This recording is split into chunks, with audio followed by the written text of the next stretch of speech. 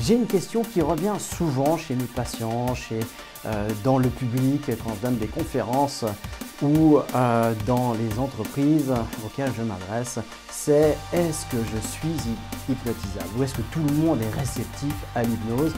Dans ce sens, est-ce que je suis réceptif aussi à l'hypnose?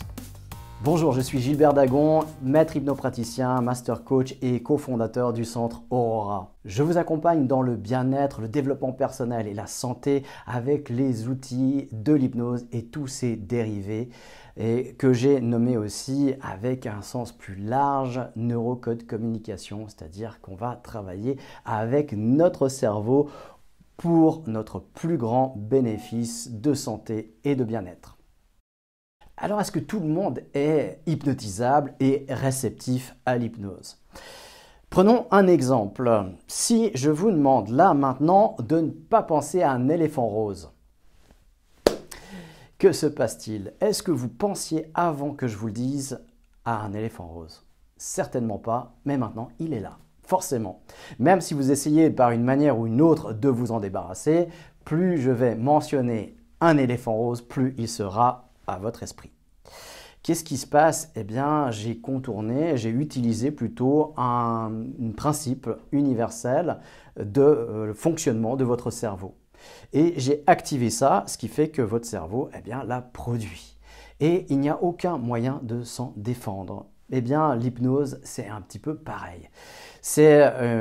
On va utiliser avec l'hypnose pour mettre quelqu'un en hypnose. Déjà, le terme, c'est le même terme pour décrire la technique et l'état. J'utilise l'hypnose pour rentrer en hypnose. Et on va utiliser nos connaissances sur le fonctionnement cérébral, le fonctionnement cognitif, pour accéder à un état spécifique qu'on appelle l'hypnose. Dans cet état, on est plus réceptif aux suggestions, c'est-à-dire qu'on a l'esprit critique qui va s'enlever, s'atténuer, et on va être beaucoup plus réceptif à ce qu'on nous propose. Donc suggestion, la proposition, plutôt que assujettissement, qui veut dire prendre le contrôle. Donc on n'est pas du tout là-dedans, on n'est pas dans le prise de contrôle, mais on est plus dans la proposition d'idées que l'inconscient va prendre pour mieux fonctionner, pour se libérer de freins et d'obstacles qui pourraient s'être mis dans la vie.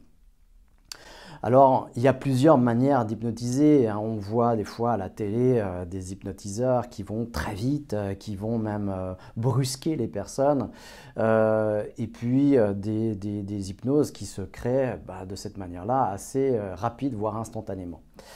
Eh bien, ça ne va pas fonctionner sur tout le monde parce que c'est peut-être un petit peu brutal.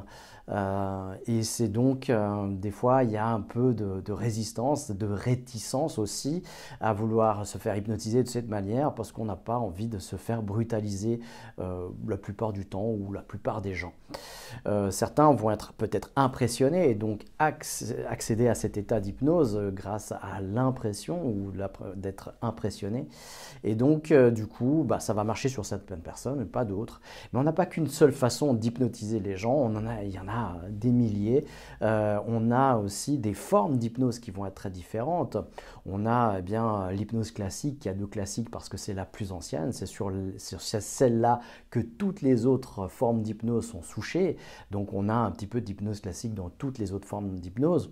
On a une forme d'hypnose qu'on pourrait caractériser d'un petit peu plus détournée, un petit peu plus rusée, c'est l'hypnose ericksonienne, par des formules de langage comme celle que je vous ai proposée tout à l'heure. Ne pensez pas à un éléphant rose, ça va directement dans votre cerveau, que vous le vouliez ou non. On utilise simplement le principe de fonctionnement du cerveau. Et puis on a des hypnoses un petit peu plus accompagnante, on va dire plutôt sous forme de coaching.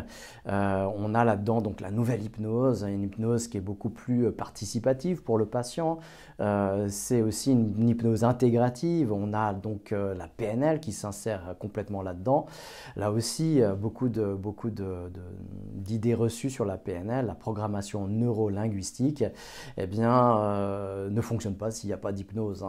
Là, c'est à la base de la programmation neuro-linguistique. il y a de l'hypnose, donc un état modifié de la conscience, un état dissocié pour que les techniques fonctionnent. Donc c'est vraiment intégré à la nouvelle hypnose. Et puis on a une autre forme d'hypnose qui est complètement différente, celle-ci. Elle est en opposition à toutes les autres formes d'hypnose qui sont dissociantes, c'est-à-dire qu'on va dissocier la personne. Alors un exemple tout simple de la dissociation, c'est que je suis ici, moi je conduis ma voiture, mais mon esprit est ailleurs. C'est-à-dire que j'ai la possibilité d'être complètement immergé dans un autre univers, dans un autre espace-temps, et mon corps, tout en étant mon corps ici, en train de conduire ou faire une activité, la lecture, le repassage, regarder la télé ou faire le ménage, quoi. Voilà. Ou même faire du sport. Donc ça arrive, cet état dissocié, assez spontanément, et c'est un état donc, qui fait partie de la définition de l'hypnose, être dissocié. Et cette forme d'hypnose, eh bien, elle va à l'encontre de ça, elle va réassocier la personne parce qu'on passe presque plus de temps à être dissocié dans notre quotidien qu'à d'être associé. Et quand on se réassocie pleinement dans l'ici et le maintenant, eh bien, on se rend compte qu'on est aussi dans un état de suggestibilité accrue par soi-même. C'est-à-dire que les suggestions de l'extérieur ne passeront pas, mais par contre, les suggestions de l'intérieur passeront. C'est-à-dire qu'on arrive à couper une douleur soi-même quand on est dans un état élargi de conscience, un état augmenté de conscience, comme on pourrait dire, donc quand on a réassocié conscient et inconscient. Je ne vais pas rentrer plus dans les détails pour ces formes d'hypnose. Vous pouvez trouver plus de précision sur le centre Aurora. Et puis, eh bien, voilà, maintenant vous savez que tout le monde est hypnotisable. Il suffit d'avoir un élément, c'est le prérequis pour pouvoir hypnotiser et être hypnotisé. Évidemment, pour les deux, c'est la même chose. Vous aurez compris que c'est un cerveau. Ben ouais, du moment que vous avez un cerveau, eh bien, vous êtes hypnotisable, évidemment, puisqu'on utilise les fonctions naturelles du cerveau assez dissociées pour opérer la dissociation. Je vous dis à bientôt et d'ici là, soyez actifs, créatifs et autonomes pour vivre libre dans la vie que vous avez choisie. Si vous avez appris quelque chose et que vous avez aimé cette vidéo, appuyez sur le pouce bleu, ça nous fait toujours plaisir. Et abonnez-vous à notre chaîne YouTube et cliquez sur la petite cloche pour être averti par une notification de nos prochaines vidéos.